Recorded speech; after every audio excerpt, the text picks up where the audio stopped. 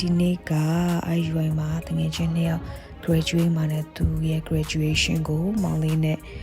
တကယ်ချင်းတယောက်နဲ့တွားပြီးတော့ဂုဏ်ပြုမှာဖြစ်ပါတယ် outfit လေးတစ်ချက် show ပေါ့နော်ဒါတော့သူ့ကိုတွားခေါ်နေနဲ့ graduation လက်ဆောင်ထည့်ဖို့အတွက် give back မရှိရနဲ့သူ့ဆရာနေတမတိုက်ထားတာပေါ့နော် IUI ကျောင်းထဲကိုရောက်ပါပြီဒါကတော့ campus ထဲကိုဝင်ပါပေါ့နော်ကျမဒီကျောင်းကနေပဲ2022ခုနှစ်မှာ graduate ခဲ့တာ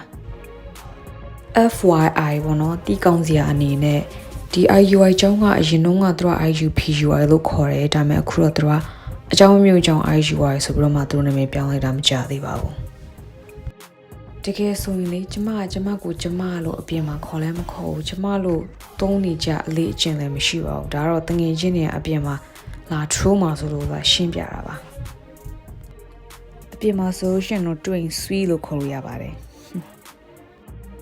ဒါတော့သူတို့ဘွဲရပြီးတော့ပြီးနောက်ပိုင်းကျင်ညာပြီးတော့မီးပန်းလေးတွေဖောက်တာမှာကျမလှည့်တော့သူတို့အဲ့လိုမျိုးလည်းမလုပ်ခဲ့ပါဘူးဒါပေမဲ့ဒါတော့တော်တော်ထူးဆန်းတယ်ဩဒါတော့တငယ်ချင်းပေါ့နော်အတိ congratulation ပါဒါတော့တငယ်ချင်းနေအမျိုးတွေပေါ့နော်သူရဲ့အမျိုးဒါတော့စကားမဆက်အတိတယောက် engage ဆိုလို့သူရဲ့လက်စွပ်လေးကိုပြတာပေါ့နော်သူ့ stone ကတော့တော်တော်ကြီးရနော်ကောင်းလေးတွေ stone ကြီးတာပေးကြပါ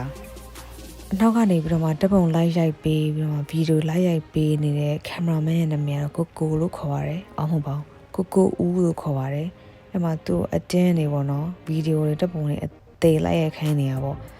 ကျမတို့ document ချင်တာနဲ့ကဲဒါတော့နောက်တစ်ယောက်ပေါ့နော်ကျမတို့အကိုကြီး Mr. Samuel ခေါ် Samuel Thang graduate သွားတဲ့အခိုက်အတန့်လေးပဲဖြစ်ပါတယ်ဒါတော့ညီမလေးပြက်နဲ့ကိုပါလေးတော့မတွေ့ရကြလို့နှုတ်ဆက်အခိုက်အတန့်လေးပေါ့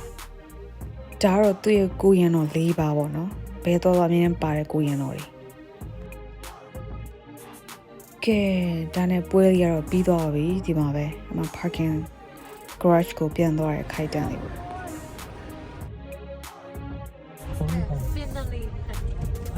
တိတ်ခါကြတယ်အာယူဖြတ်သွားပြီအာယူတိတ်ခါကြတယ် ကျမတို့ဒီ parking ကနေထွက်ပါပြီ လွတ်မြောက်ပါပြီ လွတ်မြောက်ပါပြီ ငင်းချမ်း 1 hour later